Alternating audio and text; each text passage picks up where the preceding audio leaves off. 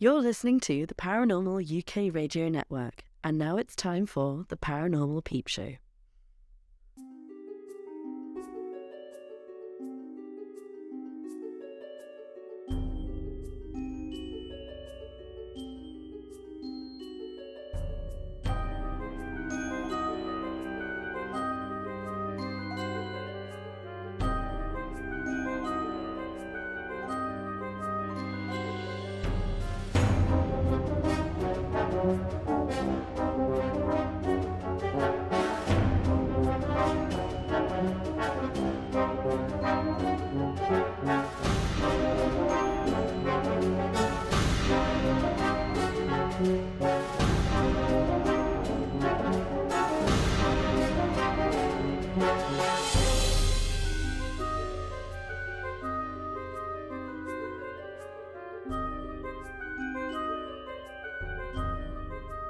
Hi, welcome to the Paranormal Peep Show, and the very special thing about this episode is the Christmas special. So welcome to everybody. Welcome Andy, first of all. Happy Christmas, Andy. How are you? Happy Christmas as well to you, Neil.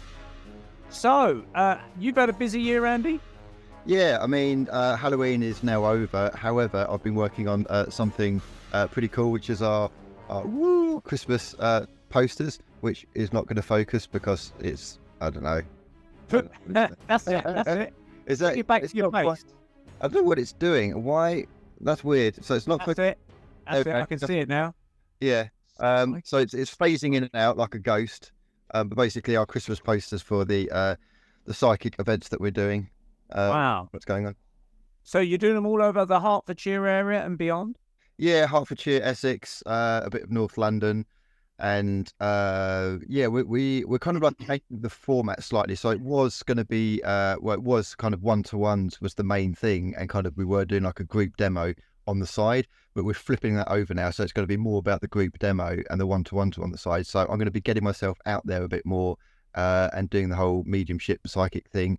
We've got a very talented magician as well that works with us called Mick.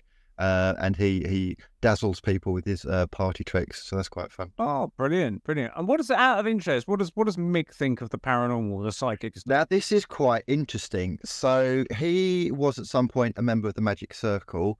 I don't think he is now. He kind of stepped back from it. But he says that in the magic field, magic basically kind of it was started by the Magi, I think, like a tribe way back, and it did actually start as an occultic supernatural belief system. So it did believe in the kind of like the ghosts and spirits and psychic ability. It then kind of drifted into kind of like illusions in terms of kind of like conning people in a way with kind of tricks and illusions, making them think one thing, sawing a lady in half, and then turns out the lady's fine, she stands up and it's all well. And you know, goes off in the kind of like the mentalism and the Derren Brown area and that kind of thing. But it's from what Mick says, it's very divided in the community. So you've got half the magicians actually think it's all a load of old codswallop, and they just think it's purely Darwinian kind of thinking, and everything's illusion, everything is kind of conning people, and there's no such thing as the paranormal or the spiritual. But the other half of the magic community do actually believe in it. And what's really interesting is that they're the ones that keep their mouths shut most of the time, because they don't want people taking the piss, or they don't want to be kind of kind of portrayed as somebody who's a bit woo-woo, woolly-minded thinking. So it's the whole thing of the kind of you get the shoutiest, gobbiest ones, and we were talking just before we recorded this about one particular person that was a bit shouty and gobby, to do the space field, not so much the magic field, but the space field. That for some reason the shoutiest, gobbiest ones, they get the limelight, they get the attention, and they get the kind of the focus from the mainstream media. And the ones that kind of keep it a bit quiet don't. They stay in the background, but some magicians do actually believe in the supernatural and the occult, but they're afraid to speak out. Interesting. Yeah, because I know that they did have for the Scole Experiment, a magician that went there and took part in it. And, he actually said that there's stuff that occurred in the Scole Experiment, which was a psychic kind of physical mediumship kind of circle running for 5 years in the village of Scole in the late 80s, early 90s. And he said those things there that he can produce. Yeah, same in the 1970s with the Enfield Haunting. The Enfield Haunting had police officers, they had news reporters, and they had magicians. They brought in magicians to try and work out how the girls were doing things, and they couldn't quite work out how a Lego brick was dropped, and it went from the upstairs through the ceiling and down, plonked down through the downstairs. They couldn't work it out. So yeah, interesting, isn't it? Interesting, very interesting. Right, well, we better get to our guests. We got this special to get through, and I think I've got a few mince pies to hand out in a minute, so stand by with your false teeth to get them into my lovely mince pies. First of all, welcome our regular guest, who's been a regular guest and also a co-host this year, is Ben Emlyn-Jones. Welcome back, Ben. Hello, Neil. Great to be back. Hello, Andy, Gary. Hello, Ben. How you doing? Yeah, It's great. It's lovely to be back here again. I met Gary for the first time. I know him very well from talking to him online, but I've never met him before until now. In like face to face to talk to, which is really, really great. Yeah, we've not actually met face to face, but This is the next best thing. Yeah, exactly. Yeah, it's been a busy year, a very busy year. I've done a hell of a lot. I've done things I've never done before. I've done actually a field research expedition. I went onto the Isle of Man and actually did some field research, which is something that I don't often do, actually, probably not enough. And I had a wonderful time. I had a really good time. I've been to many conferences, including the Stairway to the Stars in Las Vegas, USA. And I've taken part in the Oxford Fight Back, which is like it's resistance, because we're the original 15-minute city, so we're listing it. So I've done that as well. So goodness me, it's been quite a year, 2023, really has. And of course, the UFO situation, the disclosure-ish situation has really accelerated this year in ways that I never predicted. If you remember, we did cover this from previous shows with what do you think 2023 is going to be like? And I said, we're going to see like whistleblowers and hearings. And I thought, no, that'll never happen. I would have said that would happen. And it did. Yeah. It all started off with a few stray balloons, and look where it's ended up. The balloons. Mexican mummies, yeah. There's one balloon and 3 objects, to be precise. Talking of Mexico, Gary, currently in Hempstead, but he also resides in Mexico. Welcome once more back to the Paranormal Peep Show, Gary Robinson. Cheers, Neil. Thanks, mate. And how are you, Gary? Pretty good. Been back in the UK for 6 months. I can honestly say I haven't attended any paranormal or UFO conferences as I've been mad busy, but I've been keeping, my finger on the pulse through Paranormal Peep Show, Truth Proof, Paul Sinclair, Pamwo. Oh, of course. Yeah, well, they're the ones to listen out for, to keep, to earn your paranormal and occult and UFO knowledge, because we steal it all off everybody else and just bung it back out there. But no, we have our people on the ground. I'm a big fan of, sorry, Neil, come on. No, go on, carry on, Gary. I was going to say I'm a big fan of Andy's woke takedowns. Hasn't been one for a while. Me and Neil got into that on my episode back in the summer, but yes, I was hoping that Andy would be there. Join in. Yeah, Gary was missing Andy, and he really wanted to kind of do some woke stuff. We'll have to do a woke special, Neil. Another woke. Yeah. I don't think anyone does it better than Andy. Just direct. Yeah, Andy, do you have your little honking horn on standby? You should really. Oh, there we go. You know what? So I think we should have, because we do this monthly, Neil, don't we? We should have a clown special. So this clown horn is especially reserved for the private jets that were going to accompany rich millionaires flying to COP28, climate change and global warming awareness thing, in order to ask us to cut down our carbon footprint. And the private jets were grounded because of one of the worst snowstorms in Britain. So a big honk just to Greta Thunberg and all of the climate clowns. Well, we can celebrate that a bit more, because I've got some lovely mince pies and other nice tasty things here. So if you fancy one, I shall pass them through the occult magic of the screen, and help yourself, everybody. Oh, look at that. I'd like this into a mug, so I'm just going to drink from that. That's amazing. Does that work? It did work. Being beamed up on the rich planet Starship, there. Yeah. Look at that. A tasty, You know, tasty gluten-free as well. No expenses spared on the CGI special effects, Neil. Mine's transformed. It looks homemade. Yeah, they do kind of expand as they go through hyperspace, and they might lose a bit of their kind of flavour, but they're still good. They're still in date, according to the date that I'm operating from. Anyway. Well, this one's nice. This is my first one of the season, and it's delicious. Excellent. So, Gary, when we last spoke, we were talking about your life in Mexico and things like that, and we never quite got to compete in a lot of your stories. So, That's right. I thought we'll sort of start off this part of the show with some of your interesting tales from Mexico and Hemel and beyond. So, far away with some interesting things if you want to entertain us whilst we munch our mince. Absolutely. So I guess I was always interested in UFOs and alternative subjects, but like most people during your sort of 20s and 30s, I kind of fell out of it a bit until I started going until I started going to Mexico.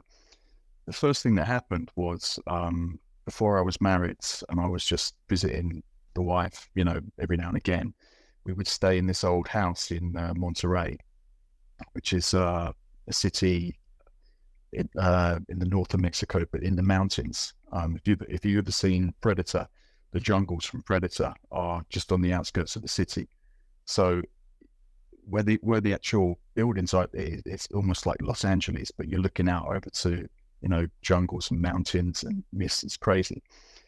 Anyway, we were staying in this old house that we were told was haunted, and I think the first night we were there, we were lying on bed looking out over the mountains, literally. And I started noticing little blips like whizzing across the sky, whizzing back different directions. And I couldn't believe what I was seeing. So, we both go up to the window and we're looking out and we can see lights from the airport, because these things always happen by airports, don't they? And of course people say, oh, well, you were looking at the lights from the planes. But planes don't zip across the sky and disappear and then come back in different directions. We were watching these things for, about half an hour until we had to sort of go off and do something else. But what we saw in the sort of months to come, as shows like Ancient Aliens came on TV, I saw what they would, people were describing, the erratic UFOs that are always like small white lights that zip across the sky. There's a term they used to describe them. I don't know if Ben can remember this. As fast walkers? I'm not sure, but they were they moved so fast and they changed direction so quickly. I mean, how on earth is that a plane at the end of the day? I mean, we're looking out across where the airport is in Monterrey, but it's definitely not going to be a plane zipping off in multiple directions. So I kind of got interested in the subject again, but I didn't see anything else in Mexico. I returned to the UK after that trip and started seeing things in Hemel.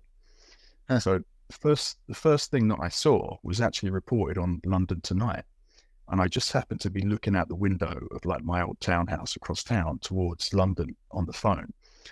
And what I actually saw was, I describe it as like a white fireball, kind of like the size of the sun. It stayed there for about, I don't know, like 10 seconds.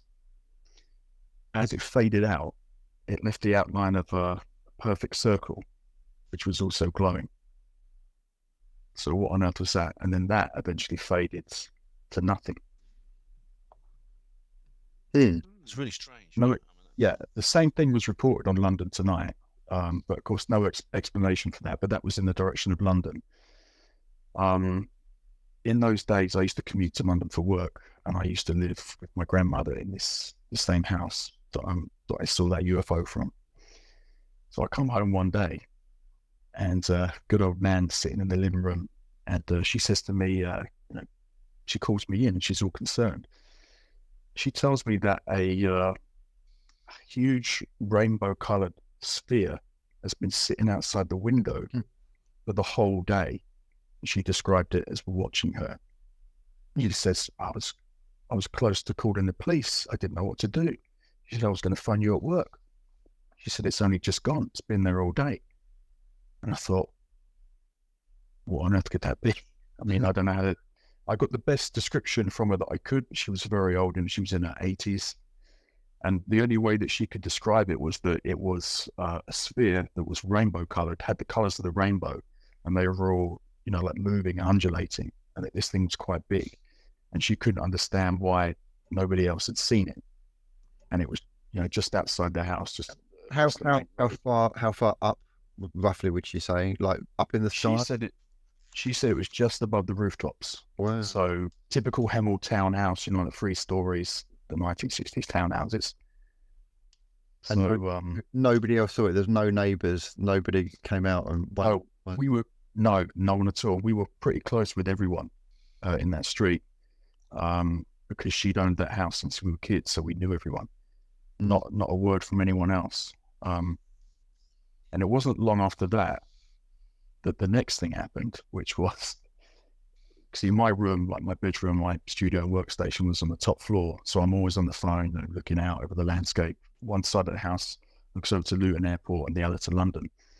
So I'm looking out the London side again, and I see something floating slowly, again, just above the rooftops from, I guess it was London direction towards the house. And as it got closer, I decided to call good old Nan upstairs to have a look, because I said, something else, another strange goings on. And as it got close, it was like the size of a football, kind of like carbon fiber texture. And I think, Ben, you've discussed these before, haven't you? People seeing something similar.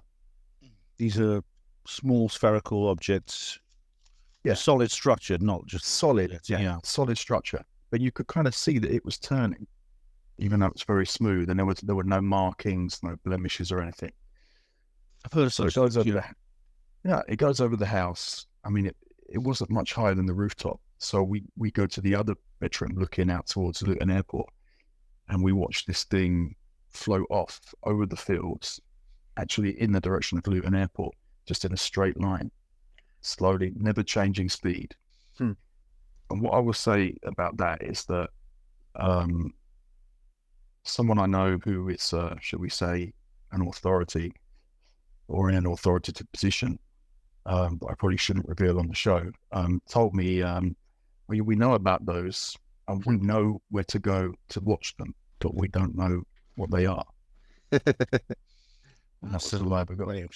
Yeah, that's pretty extraordinary, because they've been seen at places like crop circles, and Colin Andrews said he was basically fed all kinds of. It's too long a story to tell here.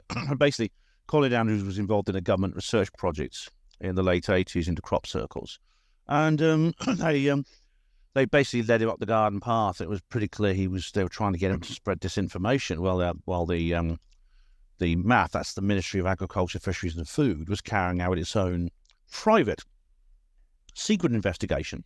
It's called DEFRA today, the Department of Environment and Food and Rural Affairs. But they were carrying out their own secret investigation, just literally over the hill in the next field. Yeah. There are quite a lot of sorry, Neil. No, I was going to say that Philip and Ronnie, who are joining us in part 2, they had an experience of the sphere when they were children with their own. I remember that story. Yeah. Just to recap for listeners and viewers that are not aware of it, but I mean, obviously they could tell you themselves, but as I understand it, they were in the garden with their grandmother, and this sphere came down across the way or something, and then came down from over the fence or the hedge, and came down almost like opposite to the side, like the height of their heads, looked at them for about 2 or 3 seconds maybe, and then buzzed up and appeared to look, I think, in a bedroom window of the house, and then went off somewhere over the roof somewhere. And they said to their grandmother, I think there's like 8 or 9 years old at the time, twin brothers, and they said, "Grandma, what's that?" And she said to them, "Oh, don't worry, it's just the fairies coming to check on us," or something like that. And obviously it must have spooked her a little bit, but she didn't want to frighten the boys as they were back then by saying, "Oh my God, I don't know what it is," or it's a UFO or whatever. Yeah. So doing it in a friendly tone, saying it's the nice fairies come to say hello, it kind of helped to kind of calm the situation, I think. But now that scared me more. Yeah, but they look I was back just on it thinking, now. I am. They look back on it, I think, with wonderment, but also there's fondness for their grandmother, who was obviously very protective of them and stuff. Looking back on it, but obviously, from their perspective now, as people that write books and on UFOs and the paranormal, they've got very much of a much more clearer perspective of what they encountered. They can't say exactly what it was, but I think they know the kind of phenomena that was more integrated with, rather than the fairies as such. But yeah, carry on, Gary. It's very interesting, these things, because the fact that your nan, you ironically, you've seen these with your nan as well. It seems to be a nan phenomena. Yes, our spherical object wasn't so interested in us that it just passed overhead. But anyway, but that's another subject, isn't it? Are they fairies or are they aliens? That's something that a lot of people discuss. Some people say, are they aliens or are they demons? So that's Exactly, yeah. And it kind of depends. It depends. I mean, I'm not going to mention them, but I've been in contact with somebody who approached me, who lives in Manchester, and she's been experiencing some quite interesting UFO and ET things going on. Her story it's more on the positive side. It's more on the not exactly the love and light side, but on the healing side.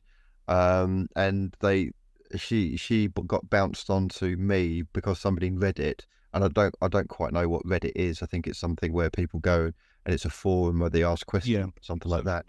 And they basically suggested Paranormal Peep Show, and she contacted me through Paranormal Peep Show. I will say, actually, Trending on Reddit, brilliant.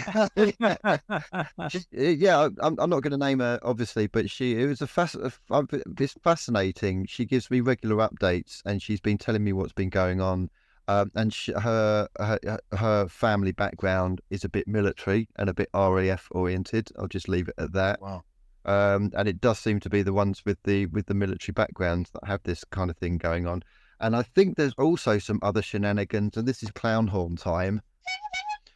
So the complete dickheads who keep putting porn on our Facebook page for the Paranormal Peep Show, could you F off, please? Because it's really quite irritating now. For some reason, and you won't know this, Neil, because you've come off Facebook, but on Paranormal Peep Show, on our Facebook page, it is inundated with fake profiles of people basically putting porn pictures and porn videos, which get immediately taken down. Now, if they're doing this, Ben, you had a theory. They could either be liberal left wokes, or they could be the three-letter alphabet agencies in America on their I don't know, crusade against the truthers and people who want to get this information out there. But or maybe they just misunderstood because they just see the word peep show and they get the wrong idea. this is another thing I wondered. I wondered if some kind of algorithm that's kind of like crawling Facebook and social media, looking for things like Peep Show, and then dumping its crap on. Yeah, I mean, I meant it as a joke, but seriously, that might be. Yeah, it might be the reason. Because they're all fake bots, and I keep banning them, every single one. I just ban. So whether they're Chinese bots or North Korean bots or Russian bots, I don't know, but they keep getting banned. And if they think that they're actually impacting on us, they're not. We're not getting any strikes or warnings or anything, because it's on a mode where Facebook picks it up automatically. There's a thing that you can select, like if you think someone's about to spam with nudity, you can click delete it immediately. So they're now getting deleted immediately. But it's quite irritating that there's things like that out there. I mean, what do they, whoever's behind it or whatever's going on, what do they hope to achieve from this is what I don't understand. Because obviously social media is going to remove nudity, and especially Facebook is going to remove sexual content. So why even bother in the first place? This is what baffles me. I mean, maybe they might think it will stop people from viewing the page. But there's a certain percentage of people that work, then they won't look at the page. Yeah, that's what their game is. I think that's probably right. So again, it could be kind of far left wokes, because I'm vehemently anti woke. I hate woke. So any kind of like far leftists listening to our show would probably want to cancel it. And because we're not actually saying anything that controversial, they're going to have a bit of a job actually properly cancelling it. So the next step would be kind of like dump a load of porn on there and then hope we just get banned. But that has been that people have tried that. It could be just they're just trying to draw you. It's advertising certain websites. I keep getting inboxes and friend requests from people, whether they're real or not. They look to me like prostitutes. yeah, And no, I'm always getting friend requests and messages from them, and I can have a mile off. Oh, I've had there's a friend of mine that goes scam bait. Neil's frozen up. Sorry, Andy. Neil's frozen up again. Yeah, Neil. I'm still here. I can see my image moving. Okay. So. Okay. Yeah. So a friend of mine does scam baiting. I do. If I've got the time, I can't help myself. So my name is Tatiana. I am from Russia, and I would like a lovely husband. This is my picture, and all this kind of thing. And sometimes, most of the time, I just delete it. But if I'm in the mood, if I'm in a cheeky, mischievous mood, I'll go along with it, and I'll just see how far I can take it. And there's a friend of mine who's trying to get the scammer involved in a known cult, and the Foundation for Nomists in the UK. We've got a little form as well that they can fill in to join the gnome cult as well. Fantastic. So Gary, with regarding to your UFO experiences, do you have any ghostly stories as it's Christmas?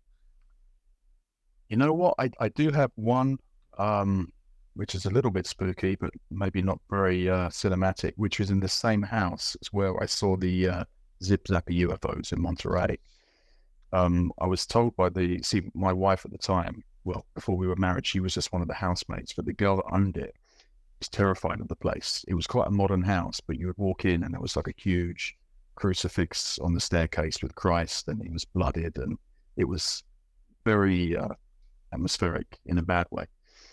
Anyway, they said that they would wake up and there would be this guy in the bedroom, and he would just stand in the corner and look at them. And he was like a young, handsome guy in a suit. And they'd had a number of sleepovers with, like, the girls after the clubs staying in one specific room. They would wake up, this guy would be there, they'd go to another room, fall asleep, and the guy would eventually appear, in the corner of the room at night. Not knowing whether to believe any of this, because, I wasn't particularly woo-minded at that point, other than seeing the UFOs. I wasn't sure what to think. But one particular night, we were staying there, me and Isabel were staying there alone, and basically, we settled down for the night. Lights out, we're exhausted, and we can hear somebody coming in. We can hear somebody walking up the stairs. I can see footsteps under the door, because the door had a huge gap. I can hear somebody knocking at the door. We decide just to hide. But the alarm system would have needed to be deactivated for someone to get in. And that didn't happen. And next morning, there's no one there in the house. So that was my only paranormal experience, but it just didn't feel good, and we just decided to hide until it went away. But that was footsteps and knocking at the door. So there's no doubt about it. And it struck me enough to actually tell a few people about it. Who actually, a friend of mine in Scotland actually shared a similar experience with me that he'd had, where he actually heard a voice after someone was knocking and saying, hello, which was pretty freaky. But I think the freakiest thing that happened to me in Mexico, I told you about this after the last show, Neil, and this is something that kind of had a profound effect on me. So every time I tell people about it, it doesn't generate any interest. And what it is, I used to sit on the roof of my house, which is a flat roof, at the end of the day, and just do a bit of sky watching, relax, have a bottle of water, around about 6 p.m. So one day, I'm looking up at the stars, nothing out of the ordinary is going on. I'm ready to go back inside, so I get to the part of the roof where I climb down. As soon as I hit the floor, outside my back door, I look up. Over the top of me flies a flock of birds that were made out of fire and light. And they were fully animated. A flock of about 10 birds. I watched them for about 5 seconds fly over until they disappeared. And it was like golden, fiery light. I could see like the light inside them, that made up the mass of the limbs, if that makes sense. But at the same time, the wings were flapping. And I guarantee there was no mushrooms or ayahuasca involved. At that point, I hadn't taken any stuff like that. So what the hell that was. I remember you had an explanation for me as to what that might have been. But And I've clearly, I now remember the story, but I'm trying to remember what the I remember you explanation telling me was. about that, Gary. Yeah, I remember you telling me too. yeah, there was Any some ideas, nice Ben, what it sound. might be? It sounds remarkable. I mean, I think People lost to see it. It was unreal. yeah, if I remember, I managed to find something from local mythology. I Phoenix. think that it's like That's a what I phoenix, thought, yeah. similar to that. Well, a phoenix is something that's born out of its own ashes. Mm. But I know there are actually. I found out there was a legend of birds made of fire dating back to pre-Columbian times. Very old legends, and I can't remember. I don't remember the details though, Gary. I remember you telling me this, but it was a couple of years ago. Yeah. I remember you telling me about this. Yeah, but that's extraordinary. I just froze. I was standing there for a minute or so in the dark, thinking, "What on earth have I just seen?" And of course, people might say, "Oh, it's a hologram," or it's something similar. But the town where we live is quite a wasteland.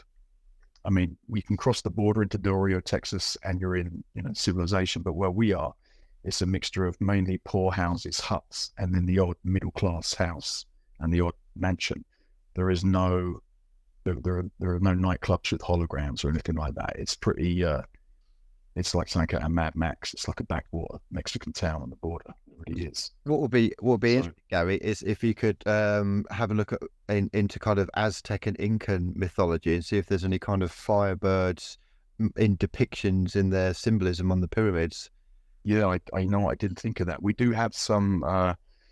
20 minutes down the road, we have some sort of Mayan gods, like statues, rain gods, other stuff.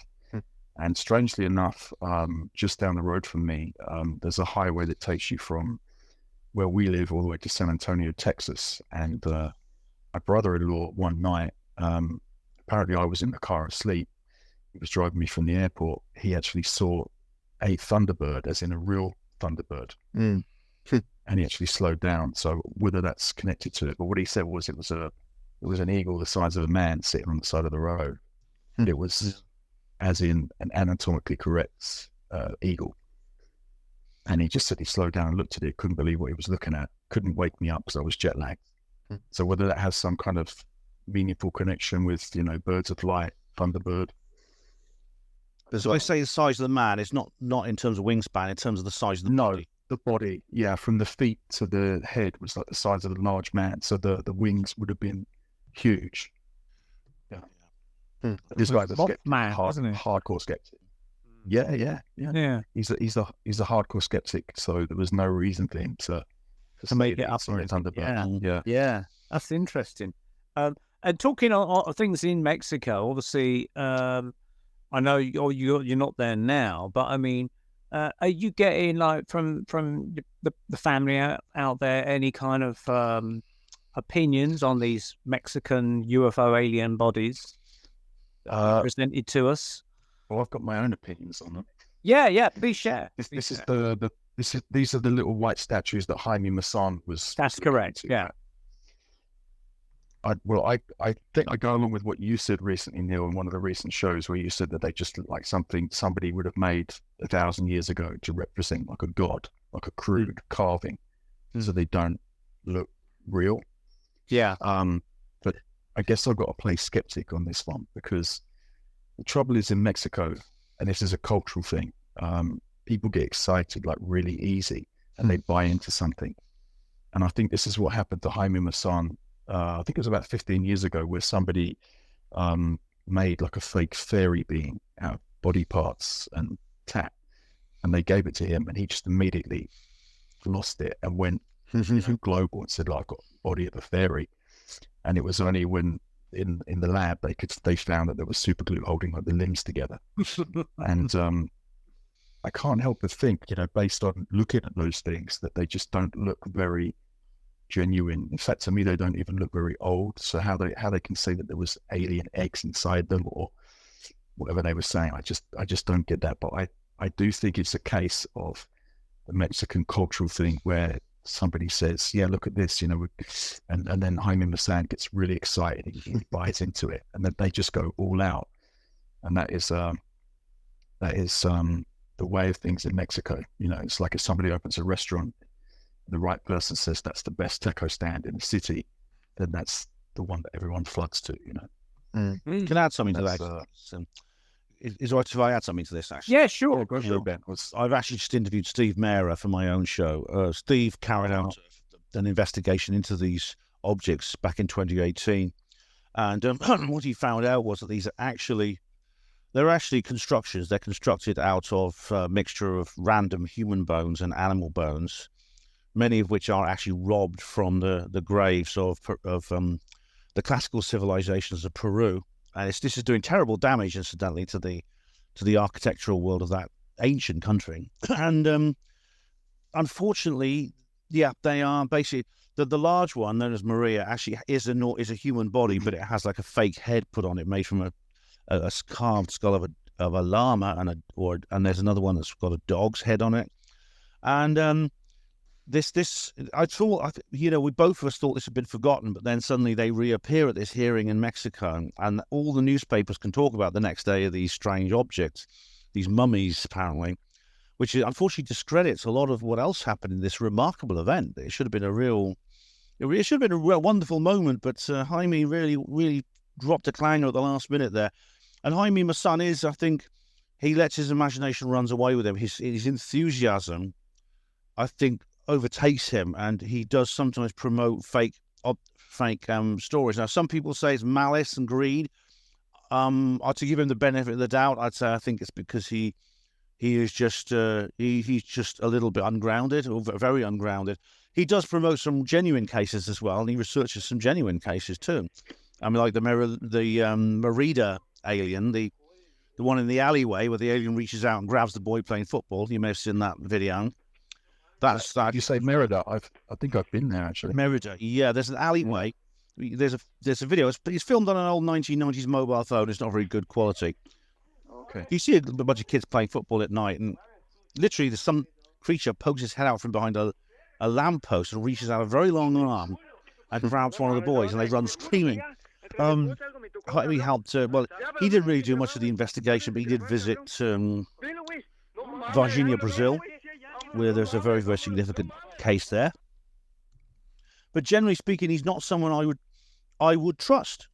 And I'd like to say you shouldn't get him involved in things like this, but unfortunately with Jaime, you can't really stop him. I think physically it would be impossible to stop him getting into this event. I mean, I think a column of tanks would not even be able to prevent him from getting into that event. He's just... I think it's a Mexican thing, Ben. It's like, it might sound a bit racist, but they have sort of like a general quality control issue. They just rush into everything, That sounds a bit harsh, but that's just their cultural difference. Whereas we would look at the alien mummies, seeing them for the first time with skepticism, they would just go, get it on TV. Who cares? Let's have a party. And sometimes it is that there are people called the Vaqueros. These are grave robbers, and they're very often just poor people who I understand their dilemma, but it's like drug dealers. Cowboys, cowboys, yeah. It's like the drug dealers who they don't have any opportunities. They can spend their life on the minimum wage or stand on a street corner for a couple of hours and earn $5,000. I mean, it's understandable that temptation is there. The Vaqueros is similar, but what they do is they work for the black market antiquities trade, which is worth over $4 billion a year. And they literally sell these fakes, and some of them are fake and some of them are real, but they'll sell fakes if they can get away with it for like millions, $1 million a piece. Some of them go for more than $1 million a piece. And there's and it's not just a problem in Mexico and South America, it's a problem all over the world. Egypt has its own black market antiquities trade run by very ruthless gangsters who they have some of the police on their side and people like that. They're like the mafia, and ancient Babylonia, Iraq, Mesopotamia, that area too. And so, unfortunately, this whole business has probably been organised by those people, and they got the Vaqueros to go out and gather the bodies and the remains, and then they concocted these fake alien mummies. Wherever there's poverty, Yeah, it's interesting because I was watching some whole thing about it, and I was trying to sort of think, okay, let's get an updated perspective on these mummified aliens, and I'm still skeptical of the whole thing. But supposedly some scientist, I can't remember who it was, a university person, was saying, "Oh yeah, we've examined the DNA and it's part reptilian." And I thought, oh, that's interesting. So I thought, oh, I wonder if they've inserted that to make it sound really legit, the reptilian angle or something, Yeah. And then they Like showed these creepy, eggs through the scanner, and the eggs looked rather like I don't know, crocodile eggs or something like that. Maybe they've thrown in there for good measure. Probably are, yeah. Yeah, but I mean, the thing is, for supposedly with these greys, if they're supposedly modelled on greys, then greys, as we understand the idea of greys, anyway, they're non-reproducing anyway. They don't have reproductive organs. So the idea of them having eggs inside them is kind of like, from our perspective, a bit kind of questionable. And so whoever's been making these aliens hasn't quite got all their alien mythology sorted out, I think. It's possible. I mean, why they probably created these to make them look like aliens, because maybe they may think they can get in on this enthusiasm for aliens that's coming around. I mean, the problem is the experts that Jaime brought on in the hearing, these experts that he's been working with, are probably a part of it. Actually, they're probably involved. I mean, they're running private projects that have nothing to do with their universities. Their universities have completely washed their hands of the whole thing, and it's tempting to say, well, that's because there's a cover up here. There's a cover up, but unfortunately, I think that these experts are simply working with the people trying to flog these charades to whoever will buy them. It's very sad. So how did Steve Miro get involved, to go all the way over there to examine it? Why, I mean, if they're inviting, presumably, Steve to go in and say, take a look at them, they're running the risk of them being exposed as completely fake, which obviously he has sort of said that. Yeah, I think they underestimated him, actually. I think it was Gaia TV were doing a project. They were doing a series about it. You can actually watch it. I've watched the program. And Steve was involved with them, but I think Steve is an honest guy. I mean, Steve will call out nonsense where he sees it. I mean, he's worked closely with Don Phillips, and Don, I think, was a bit nervous when he first got involved with Steve, because he knew that Steve will actually he will actually say what he thinks, and indeed, Steve actually gave Don a clean bill of health and a glowing report, but. When Steve went over there and he did the research, and indeed I interviewed him originally back then, and they didn't have the results in, and it was still a bit up in the air whether these were genuinely anomalous bodies that had come from some kind of hybrid race in the Nazca area. And this is what went into the first Gaia documentary. But then Steve came out and said, no, this is not the case. This is not he actually said what he actually thought. This was actually published in Phenomena magazine, a magazine for which he writes regularly, and it's actually completely free if you want to get hold of a copy. You just put your email and they'll send it you for free. It's very good.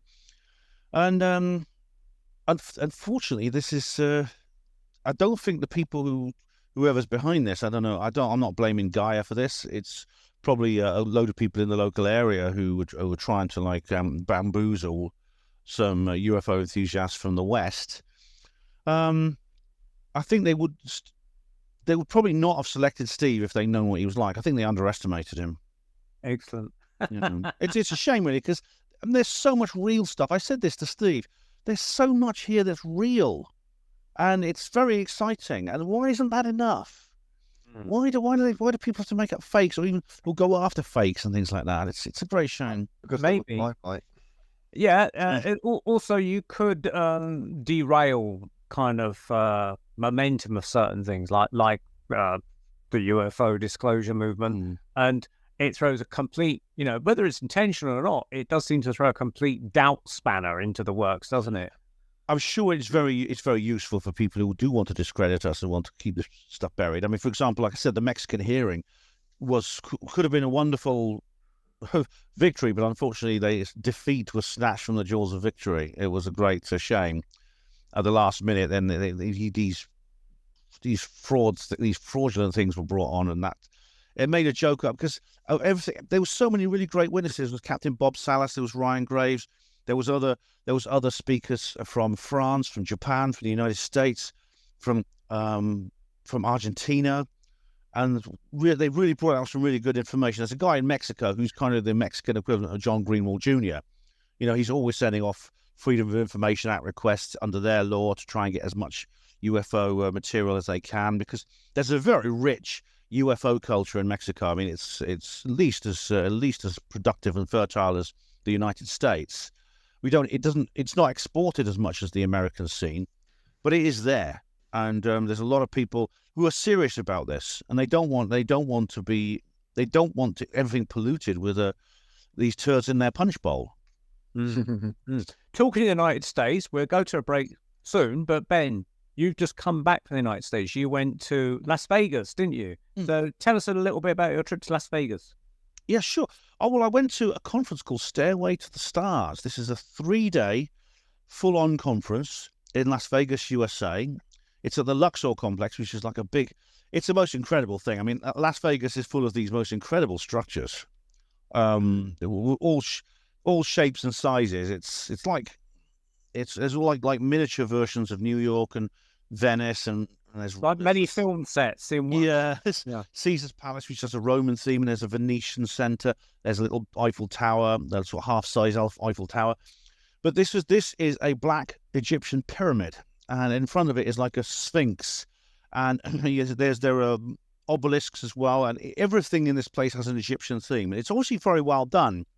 It's all 100% fake, like everything in Las Vegas. It's all just It's staged in that, so it's got a kind of creepy vibe to it, you know, Ben. You reckon, you know, because Ellis Taylor said that. He went there too, and I can well believe it, because it is literally it's shaped like this energetic structure, which of course the Egyptians knew about.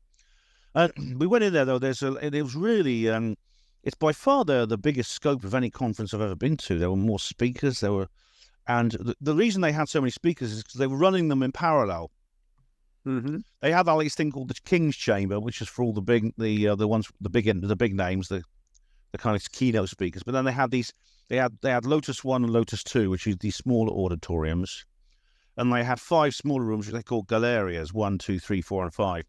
And all these were running simultaneously, which means you couldn't see every single speaker, because they were running concurrently, which meant you had to choose sometimes which ones you were going to go and see. It's like the UFO version of the Glastonbury Festival. It's actually very like that, yeah. And indeed, the conference it's most like, I think, was the Glastonbury Symposium, which I also went to this year, incidentally. I went to that as well. That's in Glastonbury in July. And another reason I felt it was like that, because it was not like a UFO conference. It had a UFO conspiratorial angle, but it was mostly, I'd say, a New Age type conference. There was a lot of people talking about spiritual subjects, ancient mythology, ancient spiritual traditions, including the Egyptian one, which is why it was held at the Luxor. Indigenous mythology, the Amerindian traditions. They had these shamans from the Shoshone Nation, the local tribe, and they were doing like drumming, and they were reciting poetry and singing songs. That was very nice. There was a couple of meditations where we took part in that, which was really, really good. And I did have great fun. I must say, you know, it was enjoyable. It was really enjoyable. The highlight of the whole trip, though, was when I went to Rachel, Nevada. Mm-hmm. Just outside to park up with a lot of other people and look at the night sky, do a sky watch just outside Area 51. I went to a sky watch just outside Area 51, just in the forecourt of the famous Little Alien. Mm-hmm. This famous little establishment is like a pub restaurant in this tiny little village called Rachel, which is like 70 miles from anywhere. It's like it's a remoteness you would never have in this country.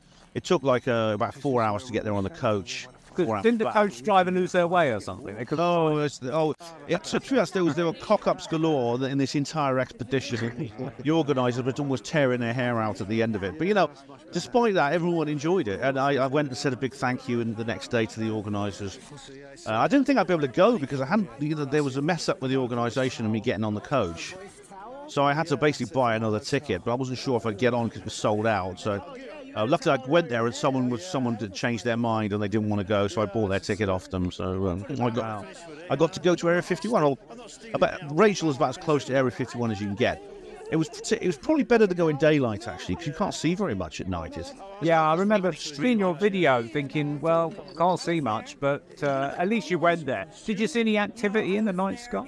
No, I mean, we weren't there. We only actually were there for about an hour and a half. And we spent most of that time just standing around the campfire. By the time we got everyone had food and drink and finished our meals, and we just went and sat around. And we were having fun. Jimmy Church was kind of like cheerleading us all along, and they had there was some night vision goggles, but literally we had to leave about an hour and a half later because we arrived very late. What a shame. It was, but I've got no regrets. I'm glad I went, and it was definitely the highlight of the trip.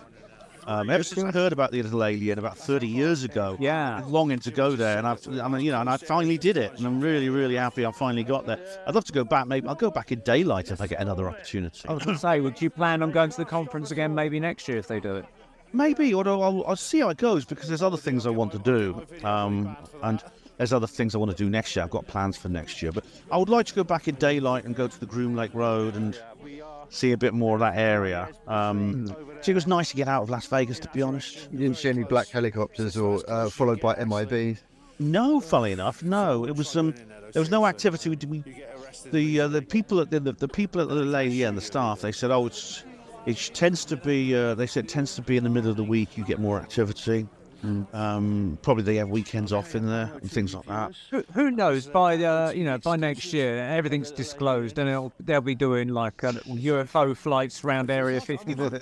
Buddy, Well, ideally that would be like what I'd like. Then I'd certainly go there. Definitely. That'd definitely be a cool idea. Right, I think we'll take a break here on the Paranormal Peep Show. We're talking to Gary Robinson and Ben Emlyn-Jones, and your hosts are Andrew Chaplin and Neil Ward, and it's the Paranormal Peep Show on the Paranormal UK Radio Network. Stay tuned for part 2. Today's the best day of my life! Woohoo! Listening to the Paranormal UK Radio Network. Join Andy and Neil every month on the Paranormal Peep Show, part of the Paranormal UK Radio Network, for fun, frolics and lots of information about weird stuff, UFOs, ghosts and things that go bump in the night and everything associated with them. Fascinating guests, fascinating talk, fascinating information. Hello and welcome back to Pyongyang's Paranormal Peep Show Christmas North Korean special. Massive hashtag thanks to everyone for coming along, and a clown horn for Joe Biden and all the wokes.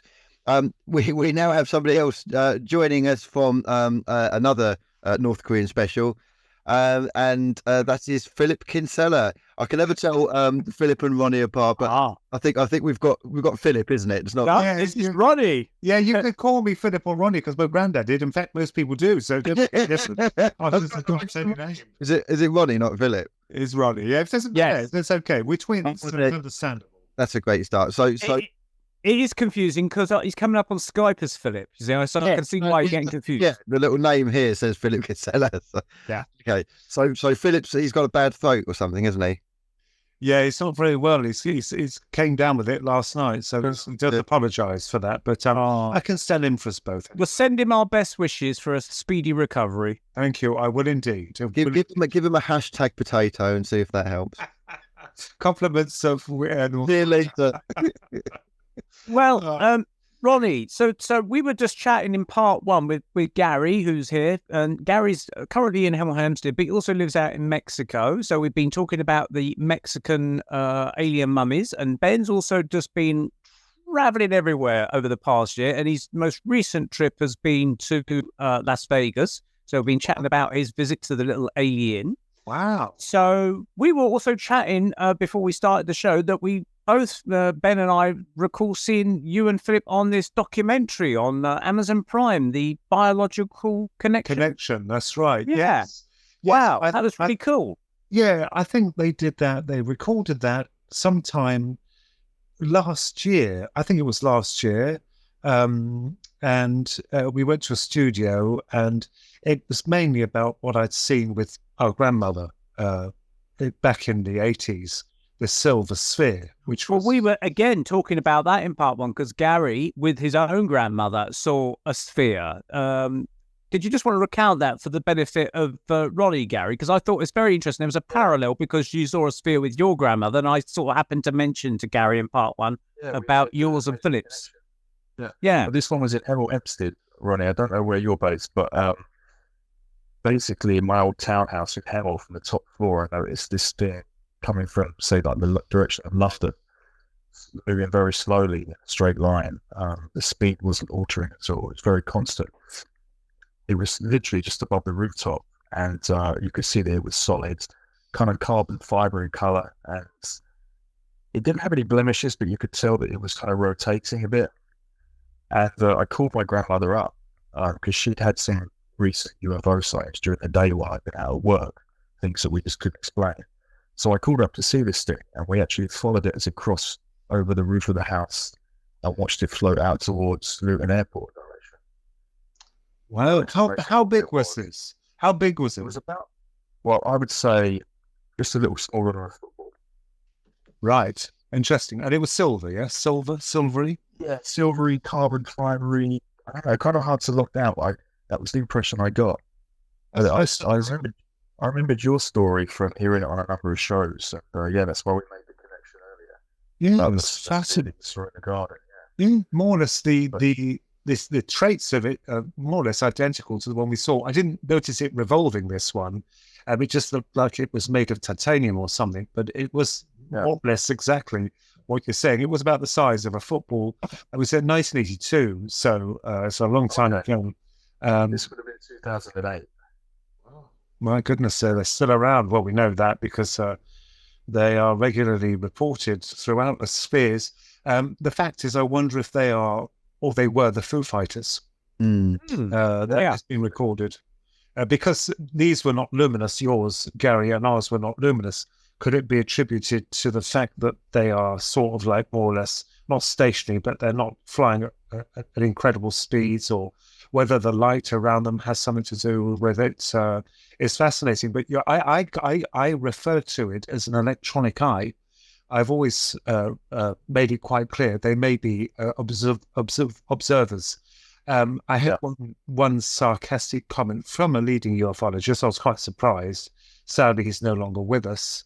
But when I mentioned about the electronic eye, he said, did it have eyelashes? And I thought, you of all people, you of all people, I thought would have taken this seriously. Perhaps he looked upon me as some twat. But this did happen, and it was very haunting.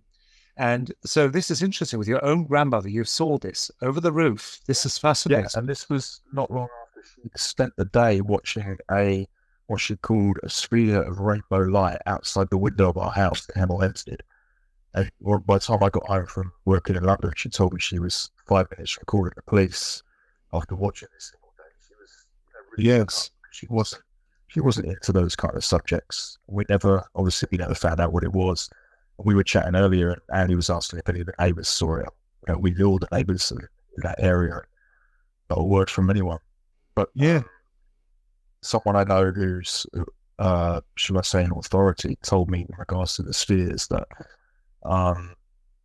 they know where to go to see them. They know about them, but they don't know what they are. Yes. In relation to your grandma, ours wasn't phased. She was psychic. And she said something very strange. It was right above her head. It was just, it moved towards us, and then it stopped solid just above her head. And she just said, oh, look, the fairies have come to take a closer look. Well, we knew that wasn't fairies. That was like something from Doctor Who. So back then, so this is very interesting. Thank you for sharing. They actually say that about it being an eye, though, because I also got the feeling of, I don't know, not like being watched, but I can't quite put it into words, as if it was observing somehow. Perceiving you. Yeah. At the same time, it felt electronic, like what Ronnie said. It didn't feel like some organic consciousness or something. Technology, yes, some kind of technology. Now, when you talked about the Foo Fighters, and they're typically glowing red or orange, it just made me wonder. But the fact that is there nighttime bombing raids? Maybe during the night they glow a different color or something. Maybe they wanted to be seen. During the night. Yeah, it's quite evident that, I mean, the nasty thing about this phenomena is that you're always, as you, Gary, with your grandma, there's very few people around you. So testimony is quite weak. It comes from you, unless you're on an airline pilot or part of the military or any kind of official. I mean, some people do actually appreciate the fact that it may have happened, but then they will attribute it to perhaps it was this or it was that. Someone asked me with this sphere, did the insects go quiet? I can't remember. I don't remember that at all. Did it all go hush? You can't. I mean, it was so long ago. There are certain things you will recall, which are quite prevalent at the time of the encounter. But very strange. Did you ever speak any more about that encounter with your grandmother, like years later, Ronnie? Didn't bring it up again. Nothing. It wasn't dispelled at the time, but it wasn't spoken of. It wasn't that we were told not to speak about it. It was just the dumb thing. You just don't mention things like that to people, because we knew even then, the press, the media, at the time, the papers and the news, that they frowned upon it or made it appear as an absolute joke. Even at school, I don't think I told anyone. We just kept it like a haunting secret until much later when it was coming out. The internet, if there's one thing it's done, I know it can be cruel and it can be kind, but there's one thing it's done. It's brought people closer together with this paranormal subject. And that is a wonderful thing, because we all brought together. It's opened it up and it's become more acceptable. I would say more acceptable now than it ever has, because people are beginning to realize that there is something strange going on. People are seeing things. Yes, you get the people who hoax it. You get those who elaborate. You get those who make an absolute tomfoolery of their whole thing, But there are those who will report what they see. And if they're honest and full of integrity, that's a good thing. I think these days it's a case of who cares what people think. Well, yes. I mean, the fact of it being silenced, and they have continually doing this. They continue to doing it, even with the Grush, the Senate. The board there, they're trying to open up the floodgates for this, which I believe did happen. I believe they do have down crafts. I do believe there are down crafts and there are bodies. Absolutely. But the point is that by the time they actually get to that point, they would have moved them. They could easily just move all equipment, all technology, all remnants of the bodies of the pilots. They will have them moved. We're never going to see them. They're never going to admit it. They will not. We go around in circles. I admire them for trying. I absolutely admire Grush for trying. I don't know him. He seems credible. In fact, when I saw him, as we all did on TV, pushing for disclosure, I just knew there's no way they're going to do it. But they have those pilots. And they have the remnants of their technology. And this is greater than the crown jewels, the greatest thing this earth has ever known. And the most annoying thing is they are not going to disclose it, because it's power. It's power. It's what they can glean from this technology, if they are able to discern what exactly it is. Because I find it this is what troubles me about this tech, right? This is what really, really pushes the boat, is the fact that you have people, clowns, let's say, Andrew, clowns, that that are willing to state, and I'm not going to tread on their toes here, because it's a very fragile subject. Even outside religion, you've got to tread carefully this way or that. I'm fed up with it. They say that they've back engineered it. They can create these TR things, and they're flying around. I don't believe it, because the technology from another realm or dimension or outer space will be so incredibly, fantastically different. We could possibly know. It's like a caveman trying to understand the workings of a transistor radio. No disrespect to humanity, we are clever. And they have this nuclear fusion that powers it, and a few what they got, fiber optics? What's levitating that thing? Why would they so freely broadcast their super secret weapons in public? Well, it doesn't make any sense. Hovering them over churches. in front of people. Why would they do it? They wouldn't. They wouldn't. They're very much the military, are very smart. I'm not doubting they have super secret, amazing technology, but things like this, no, not yet. Well, there's been reports of very, very near misses with at least, I can't remember the exact numbers, something like 15 cases reported at least with US military aircraft, and they've had near misses with these UFOs. Yeah. And so the point made by one of the senators, I forget which one it was, said, if they are our own craft, top secret technology, what are they doing having irresponsible near misses with their own side, if you like, Yeah. which is a good point, I'm not knocking the military. They are incredible. They have some amazing technology. But when you're talking about these crafts that can defy gravity, I've seen one of these triangular ships. I've seen one only once. I couldn't believe it.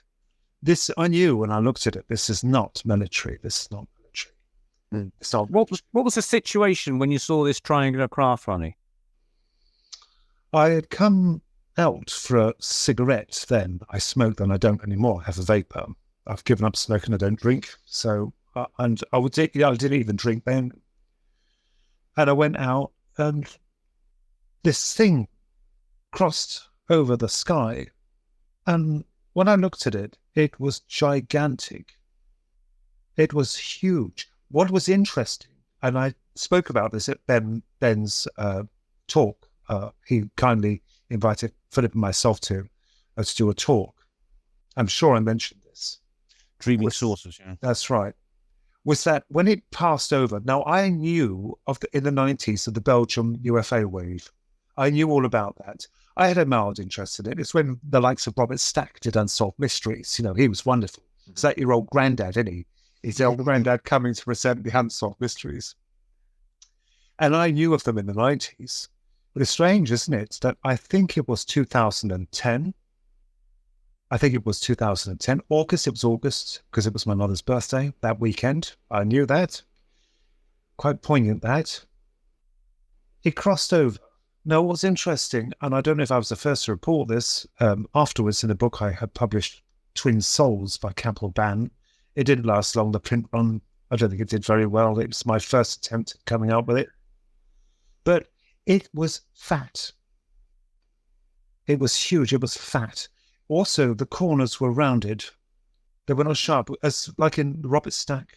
Wonderful Robert Stack, his documentary they did. They were very sharp. When I looked at the belly of it, I could only see the side and the belly and the rear as it was moving over. There was nothing discernible. It was as if it had been moulded. The whole thing was beautifully moulded. It was fat, very fat and rounded. And it just travelled the speed of a plane. It didn't make any noise. There was no vibration. I know there was no vibration, nothing. But what's interesting, it wasn't then that I gauged it, but I knew that where we were, there were a lot of birds. Not birds, all everywhere, always flitting about all over the place. When this thing passed, was nothing. And it was then, and people say, well, why didn't you run in and get your mobile phone? You're not thinking of that. I'm not going to score points by capturing a picture of it just to satisfy the whims of these people who tear it to pieces and say it's CGI. I saw it, and that very thing. I can't tell you what it was. But it looked like it would be molded, shiny black. What's interesting, along the side of it, there were like a ridge along the side of the craft, but nothing on the back. I couldn't see the front. The belly had nothing. It was smooth, just as if it had been molded. And this was in 2010. And I thought, damn, I see one.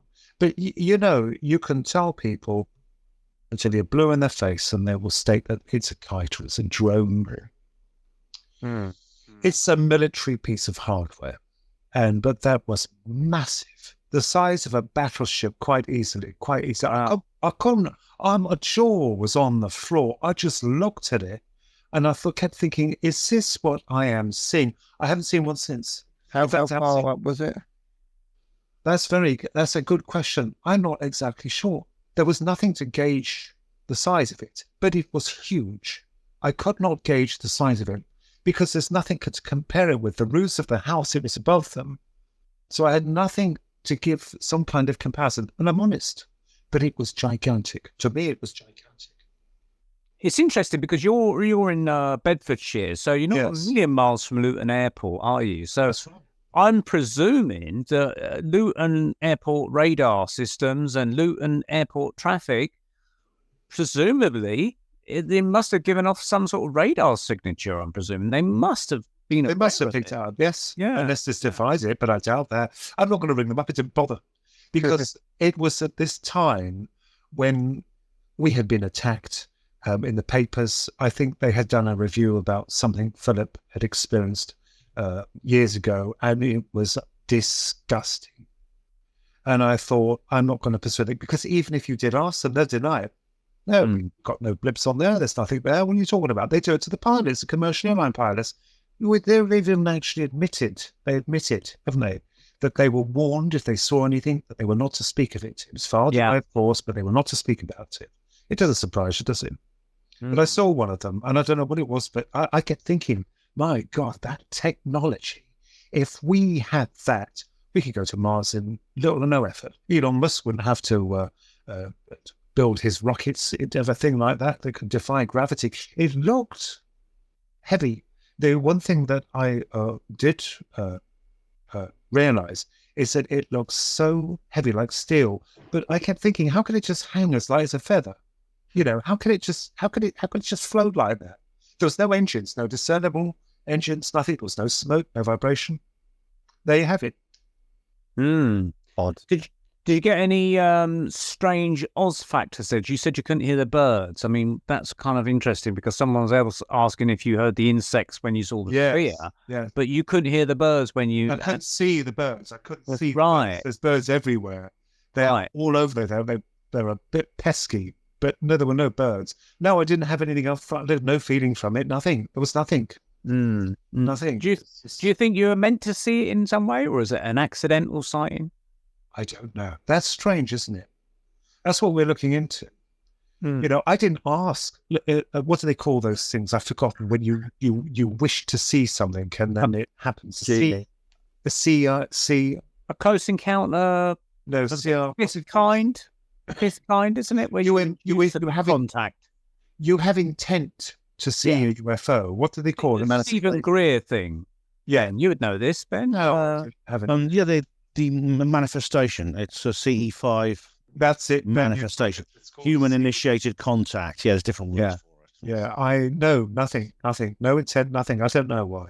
I don't know. I'm not special. I don't know why, but that propelled me to write the book because I'd had enough. I'd seen enough. You know, and I knew my reputation would be at stake, but I didn't care anymore. I think you reach a point there where you're not bothered what people think. I've been called everything. I know I have been stabbed in the back. You know, they laugh behind your back, you know, but I don't care because I've seen them. Yeah. There's something fascinating about it. Yeah. Ben, so you wanted to interject there? Yeah, just I wanted to comment on something that Ronnie said on the subject of the secret space program and what the covert military technology exists and what it has. Now, there are quite a number of ufologists now who are simply throwing their hands up and saying, well, there are no aliens, it's all secret technology. And I think a lot of them are people really who should know better.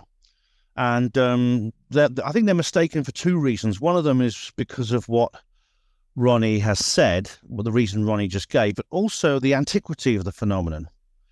It predates, not only predates the invention of conventional aircraft, it predates history.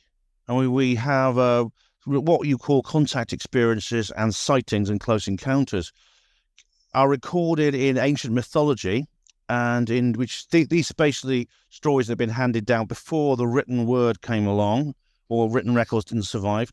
Also in very ancient art on cave paintings and places like that, especially in Australia and southern Africa. There seems to be a large number of what you say disc-shaped objects, very much like the objects we see, and indeed alien extraterrestrial beings of the type that we might be familiar with in modern ufology.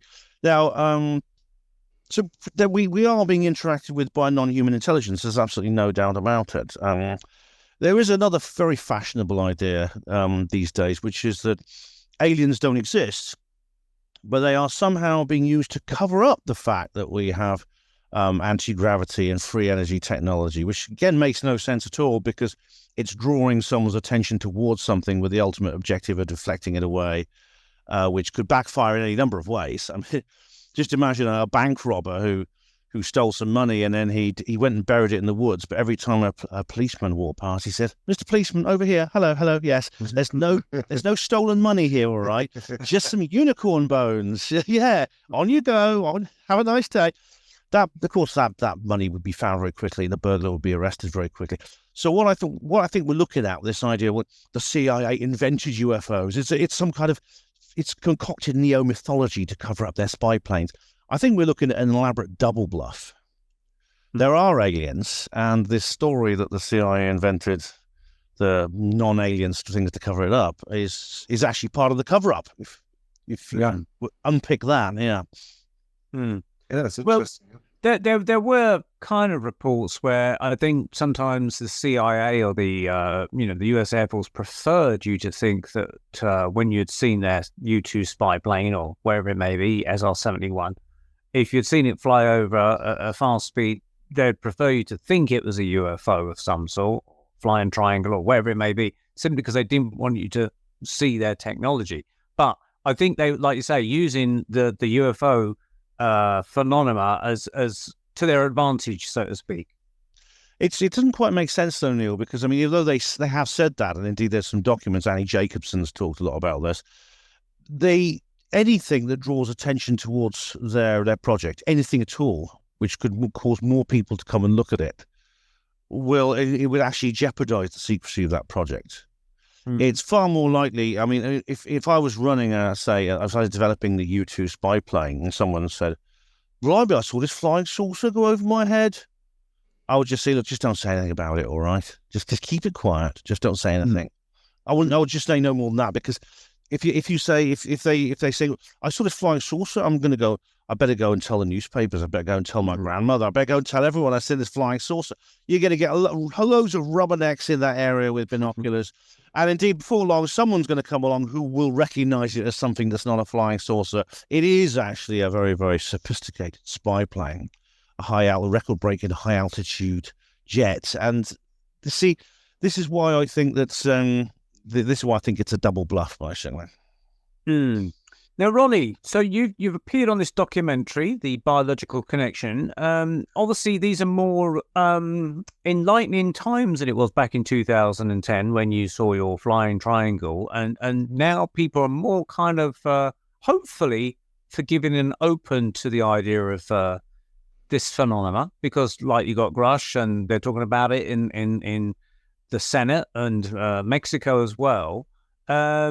Do you think that did you get good feedback on your production that you took part in?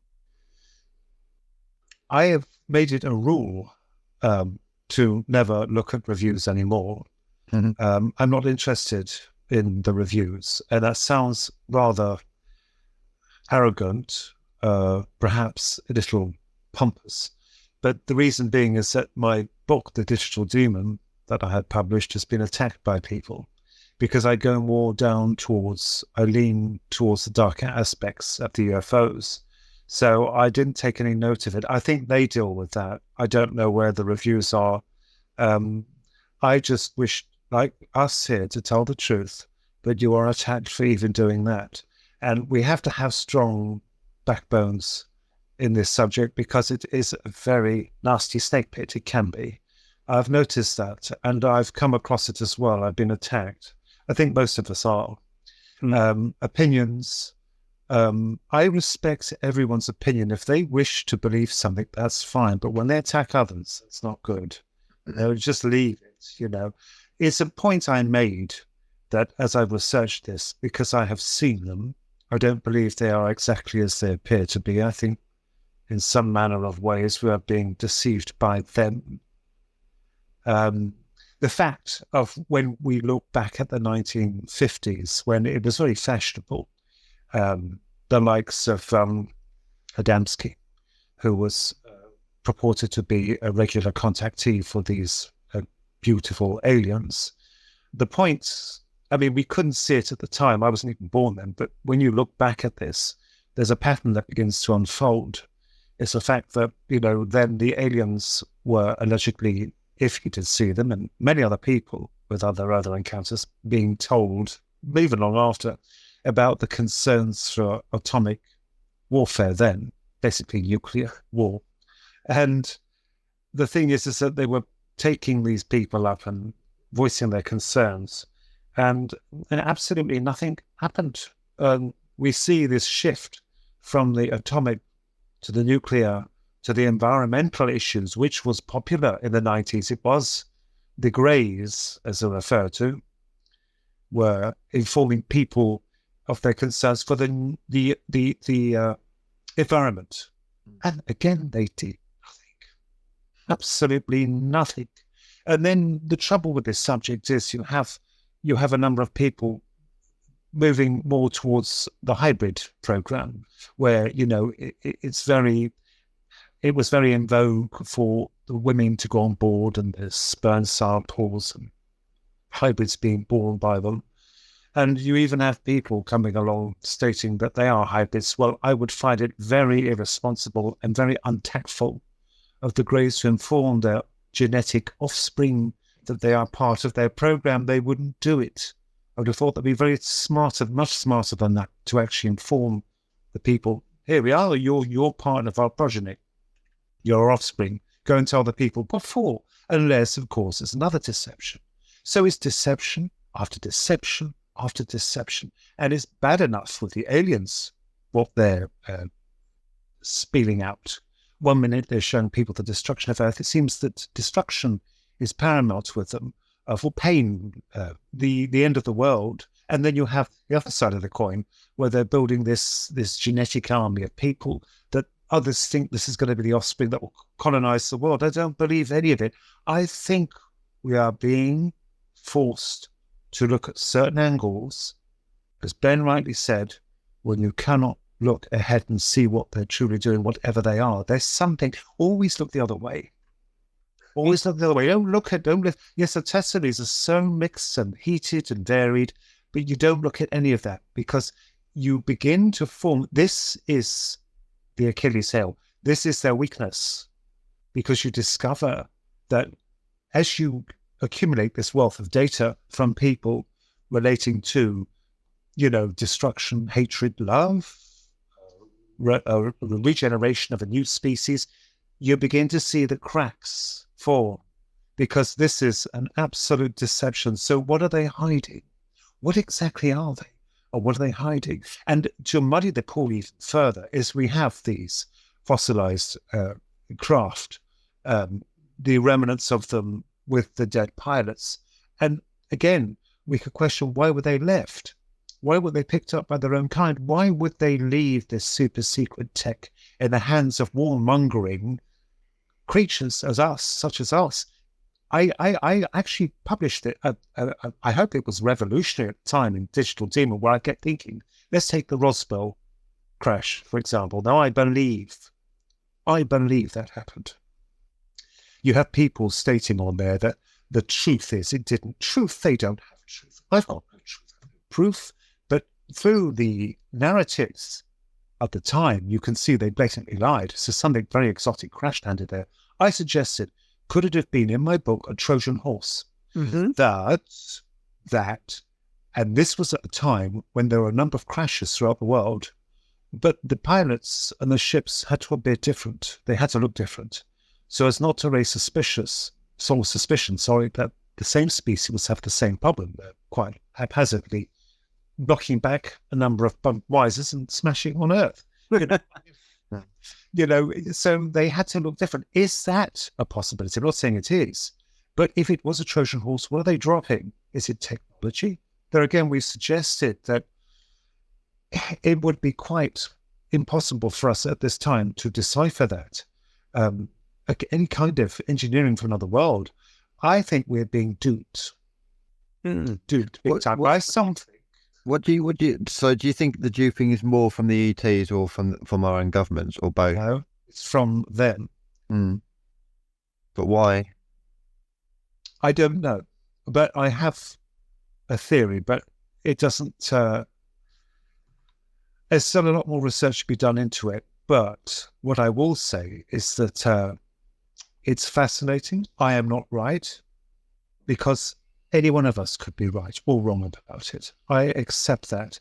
You see, these things like theories you come out with, you are attacked even with them online. You can come up with 100 different pointers about what these things are and what they're doing, and they are real. This is something that's happening. This is reality. The point is that the crash technology was not rescued.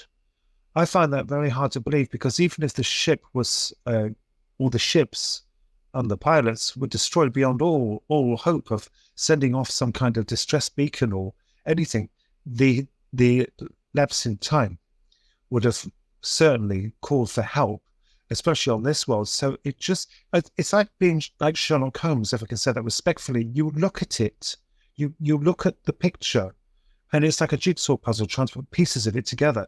It doesn't make sense, I know, but some of it does.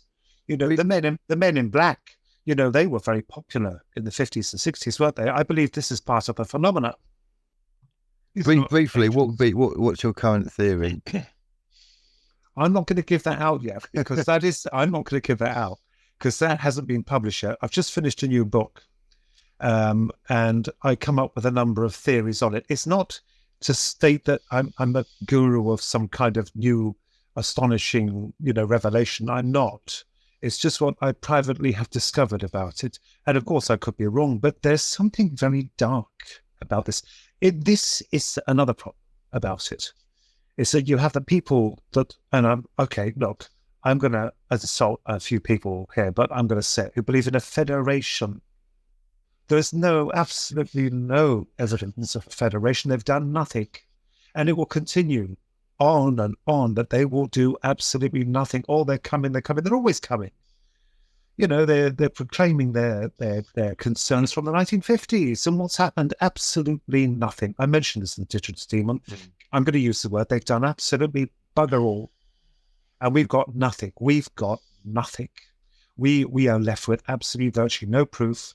So we are ending up like this on these programs, which I think is wonderful, because it brings wonderful, like-minded gentlemen to yourselves together, to try and find out what exactly is going on. Now, there is something with us. There is something here with us. That is absolutely certain, but it's very strange. And so far advanced. There's space scammers, in a sense. We were talking about being scammed by people in Las Vegas, and you got to watch your back. And I think you've got to watch your back from the aliens and ETs and things, by the sounds of things.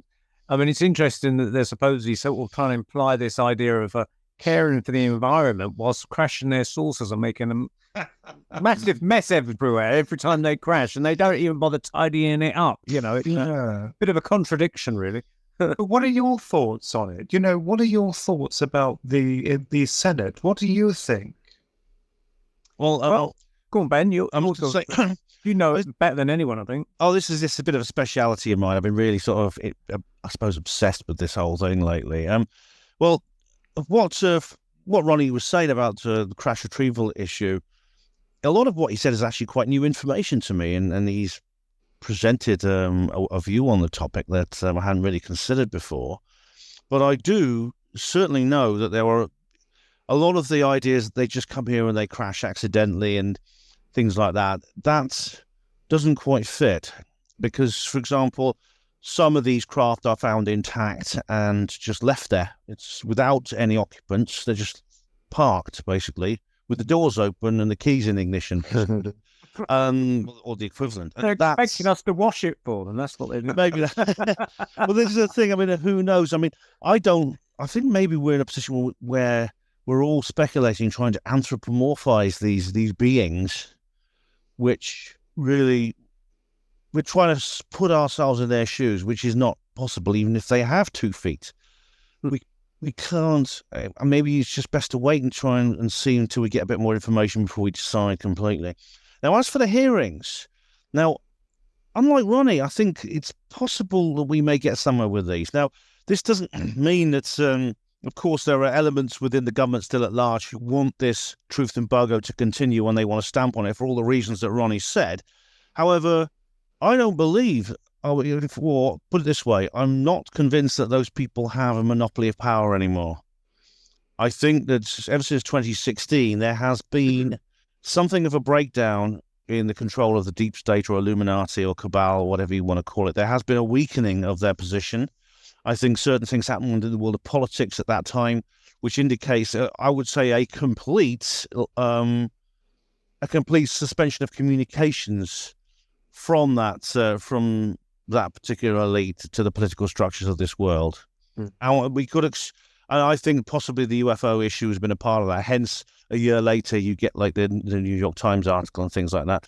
I mean, I know a lot of people say, but Ben, it's just a deeper part of the conspiracy. It's a double bluff. It's another double bluff. It's just that no one has really provided a really comprehensive reason about what, if it's a disinformation, what exactly are they trying to disinform us with?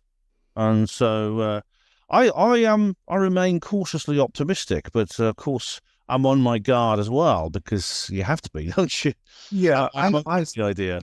I think that's a nice touch, Ben. I think, if it can reveal something, if the powers are weakening, this certainly is trouble now, because certainly from the political and the disgraceful news media that has been lying to the backs of their teeth, we all know that. They've been lying to the backs of their teeth. It's cracking, it's crumbling. They're getting desperate, you see. So what you state is a little bit perhaps of hope, and I would hope, how incredible would that be? This is this disgraceful thing about them. Who the hell do they think they are? They think they have ownership of those things when it is a global matter. It's nothing to do with them. But of course, then you'll have the bickering from other countries. You see, this is the nanified state we live in, where, they'll all want part of this technology, or they feel it's like goods. Why didn't it crash here? Why didn't it crash there?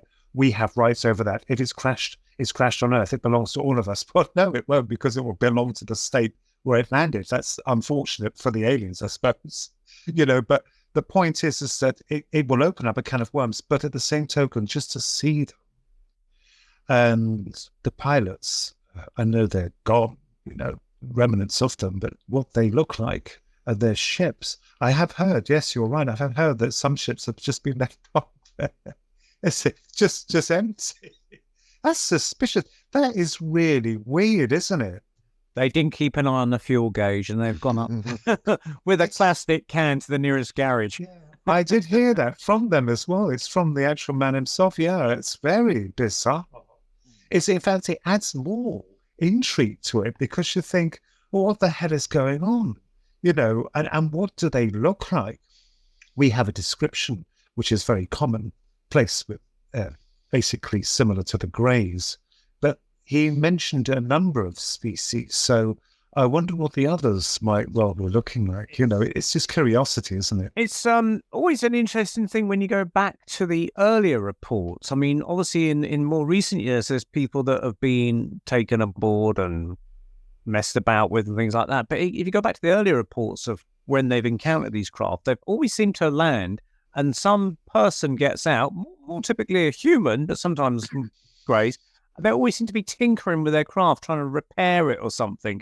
And they just happen to have been sighted being repairing the craft, like a space spanner or something. Do you think there's like an intergalactic breakdown service out there? So? Yeah, AA, Aliens Anonymous or something, Well, you're referring to, I gather, the late 1800 airship.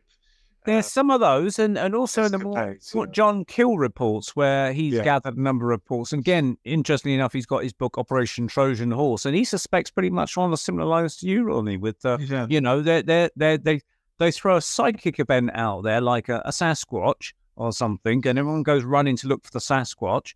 Meanwhile, these craft are landing, and they're doing whatever they want to do, and everyone's focusing on the Sasquatch. And it's a bit, we're coming back to the magician thing here that we spoke about in part one with Andy, is look at this hand and we'll keep you entertained with this hand. Yes. On the other hand, they're doing their sleight of hand, whatever it may be, whatever they're doing, stealing our resources or whatever it is, space pirates, I don't know. Can I just comment on the subject of the craft landing and belonging to the state where it lands? This does seem to be the case with some countries. So because the craft land, I mean, the UFO phenomenon is global, and this includes crash retrievals and physical evidence, decisive physical evidence. Now, some nations will indeed deal with this themselves. So Russia, China are particularly notorious in being very, very having their own program and being very possessive over the material that does land on their territory. However, there does seem to be some kind of global policy in place in which many nations of the world, probably the majority, will cooperate with the United States. The United States, for whatever reason, is the center of this particular secrecy. Maybe because the US did lead the world for 40 years during the Cold War. That could be why this has happened.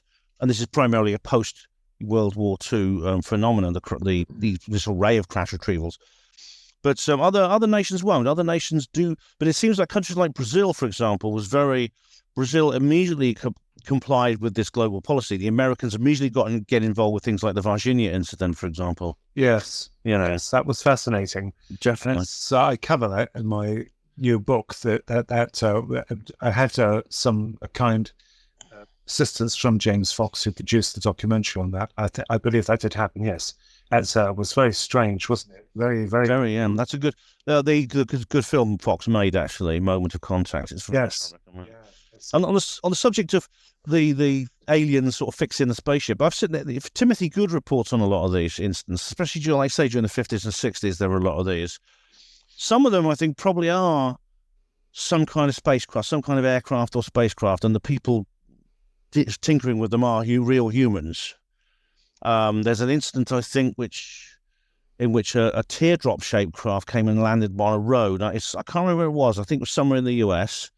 And a car drove up to it, and they saw some guys in like overalls with like US Air Force uniforms, like opening up the bonnet and sticking spanners in and stuff like that. But that doesn't explain all these instances by any means. There are some that are far more bizarre in nature. Yeah. But can I just say an interesting point with lifting up the bonnet of your flying saucer is that if you typically think of a pilot, airline pilot or a small lightweight plane pilot, we know a few people, you don't necessarily see a plane land on the M1 or something, or in a field, and the pilot jumps out and tinkers with the propeller or tightens a spanner on one of the jet engines or pumps the tire up and then jumps back in it and flies off. Because typically the pilots, maybe it's just the way they are, but the pilots that fly these planes aren't the engineers. They have engineers back at base that deal with all the mechanics, the support network for these craft. So, it just seems kind of weird that you got these flying saucers landing and they always seem to have faults with them. But they obviously they can't trust their own craft really, because they're crashing all the time, but also the pilots have got to be responsible. They're on a mission, and they're the ones that have got to get out and fix the bloody thing. They haven't brought Mr. Scott with them to fix it or anything like that. For Star Trek, they've got to be an engineer and a space pilot and a peace, goodwill Vulcan at the same time. Well, you get your Morris Minors, your Rolls Royces. Perhaps they need to go to a better seller, Yeah. Right. Well, we're drawing to a close here. So before we get to our close, I'd just like to do a little bit of a round robin and find out what everyone's got plans for in 2024. As it's our Christmas show, we've all had a very interesting, enlightening year. Can I start with Gary? Gary, obviously you're in the UK at the minute. You're going to be heading back to Mexico maybe in the new year. So what plans have you got next year? Well, since I'm not actually a UFO writer or speaker, I'll be getting back to work on my label and this is a year production ahead. I don't know if Ronnie knows this, but I work as a music producer, so pretty much how I spend my time. But I shall be, keep my finger on the pulse of the word scene. And will you be doing some ayahuasca? Yeah, I will be back to the ayahuasca. Yeah. I think that you said the last time we spoke that you was going to try a little bit more and go on a kind of a bit of a journey with it. Yeah, I've been doing the microdosing for a couple of years, but I'm actually going to go for the full ceremony when I get back. Wow. Obviously there's the whole issue. We didn't get to speak about the shared UFO experiences because my wife's been doing it for a couple of years now, and they have shared UFO experiences on a regular basis, where they basically describe the same craft. So everyone's seeing the same thing, but only once the ayahuasca is, in the system. So once everything around them starts to change, then they're all seeing the exact same craft. And all these people are in the same room together. Or the way they do it is it's always an outdoor ceremony. So they're under the stars. Yeah. Rather than being like in an enclosed environment. But they're seeing a lot of strange stuff along the lines of the kind of things that Paul Sinclair reports, like craft that seem to be moving or morphing. You can't quite get a handle on, like, physicality. What's actually going on. But they describe the same thing. And of course, there's the issue where a lot of the people the next day, when they share their findings, they say that they were told under the influence of ayahuasca that they were in fact extraterrestrial beings having an earthly experience for one incarnation only, so that they each can make the most of their time on Earth, because that interesting. Their one shot. Yeah, so there's a definite UFO connection with ayahuasca. Oh, well, come back and tell us how you get on. And be interested to find out if you get any shared experiences of UFOs or ETs or anything like that. And and you can be our man in Mexico. Get some insights into these alien mummies if you can, and dig down deep and find the truth of it. I might be avoiding hiding the sign is Mexican mummies. And Ben, what will you be doing for next year? Busy year ahead, do you think? Oh, almost certainly. I mean, if the pace of change continues as it has done, yes, I'll be continuing to do what I'm doing right now, which is continue to spread information about this remarkable things that are happening in the world from my own perspective, in the hope that I can add energy to this information war and the increase towards the critical mass of awareness, so that more and more people will know about it to the point where it'll become common knowledge everywhere, and that's when the world changes. I will be going to more conferences, I hope, at some point, maybe going on another field research trip. I don't think I'll be going back to the Isle of Man, but I may get the chance to do other things. And I'm also going to keep writing. I may be able to write some more fiction, actually, because I've been writing an online serial, and I've been trying to convert one of my short stories into a stage play, things like that. So I hope to get on with that as well. So that's something maybe for early next year. I'll have hopefully a stage play, which will be nice. Excellent. And Ronnie, what's your plans? I mean, you're writing your book. Any other things in the pipeline as well? Well, that one took me 2 years only to have a break. So I was just thinking, all of us here, Gary, Neil, Ben, Andrew, and me, we're all artistic. It's funny, isn't it, how this thing affects artistic people? Yeah. So, what I'll be doing is, I think I want to go back to more of my acrylic painting. So I might give the writing a break. There is a science fiction novella I've been working on, but you see, they take me years. I mean, I don't know how long it takes Ben to write his books, but it takes me quite a few years.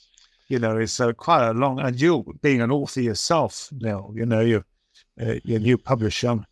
It just takes ages. So I'm going to have a little break. I think do a bit more painting, I think. And it's always hard to juggle. I mean, I'm painting this at the moment. I'll show you this as we're talking about painting. I think you can see that. Oh wow, yeah, right. Easy. That's the white faces is because they haven't been painted in yet. So that is actually a scene from the film. What's the film now? Dawn of the Dead. Zombies. Yeah, zombie movie. So that's something that Monica and I are co-painting together. So I'll probably do a bit more of that tomorrow. But it's a tricky thing to juggle, painting and I'm writing the book. As you mentioned, I've got this book deal. So my book will be out next year under a different title, and I'll tell people about that when it's closer to the release time. So I've been writing a book for the past 3 years. Again, done in my spare time, but now I'm focusing it more heavily. So I'm taking the actual original draft and reshaping it and swapping the chapters around and things like that. So that'll be out next year. Andy, what will you be planning for next year? Probably just more events and an expansion of tune-in events and going from there, really. Cool. Okay, so everyone's got a busy year ahead. And Ben, will we have disclosure in 2024, do you think? Oh, everyone asked me that, and the answer is, as always, I hope so. I think there's actually probably a better chance next year than any other year in the past. It doesn't mean it will definitely happen, but I mean, I've been focusing a lot on this particular subject, and I'd say probably, if I had to put money on it, yeah, I would put a bet on. In fact, I have a bet on Alien Life will be discovered within the next 5 years. Oh, really? I put a tenner at William Hill. A tenner? I actually got 50 to 1 when I put it on, so I get £500 if I win. Yeah. So that's reason enough, I think, isn't it? And I put it out a couple of years ago, so I think there's only 2 years left. So that's reason enough, isn't it? Well, good luck with everyone's projects, and just want to take this opportunity to thank everybody for taking part in this evening's show, the Paranormal Peep Show, the Paranormal UK Radio Network, the Christmas special. So thank you very much indeed to Gary Robinson. Thank you, Ben, for taking part, and Thank you, everyone. thank you, Ronnie, and please send our best wishes to Philip, and thanks to Andy, and it's thanks to you for watching. So thank you very much indeed for all your watching and listening of our shows, and have a great Christmas, and wishing everybody the best for 2024. This is Neil and the rest of the gang on the Paranormal Peep Show. Good night. Good night. Good night.